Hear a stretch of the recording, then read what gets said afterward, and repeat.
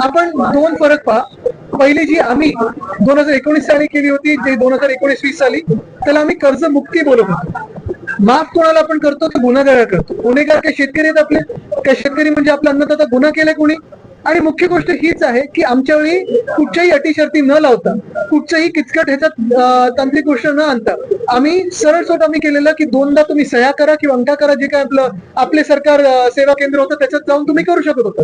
आणि हे केल्यानंतर आपण पाहिलं असेल, महाराष्ट्रातला जो शेतकरी सुखावला होता तो अजूनही हे म्हणतो की उद्धव ठाकरेंनी दिलेली कर्जमुक्ती ही आमच्यापर्यंत पोहोचली, त्याच्या आधी किंवा नंतर कधीही कर्जमुक्ती आमच्याकडे आली नाही. आत्ताची केलेली कर्जमाफी आहे ती उपकार केल्यासारखी कर्जमाफी आहे. म्हणजे एका बाजूला आपण पाहतोय जवळपास 85 लाख महिलांचं जे काही लाडकी बहीण योजनेतले पैसे होते ते वळवलेले असं वाटतंय.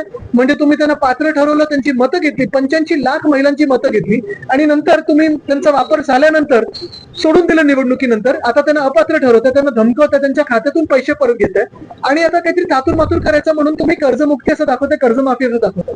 आमची देखील आंदोलनं सगळीकडे होत आहेत, जिल्ह्यात जिल्ह्यात होतात. शिवसेना उद्धव बाळासाहेब ठाकरे पक्षाकडून मोठी तीव्र आंदोलन देखील होणार आहेत. आमचं म्हणणं एकच आहे, कुठची अट न ठेवता, कुठची शर्त न ठेवता तुम्ही कर्जमाफी शेतकऱ्यांसाठी केली पाहिजे. मग भले ते 2017च्या याच्यात आले असो किंवा 2019च्या याच्यात. 2019-20 ला पण 6 वर्ष झाली ना.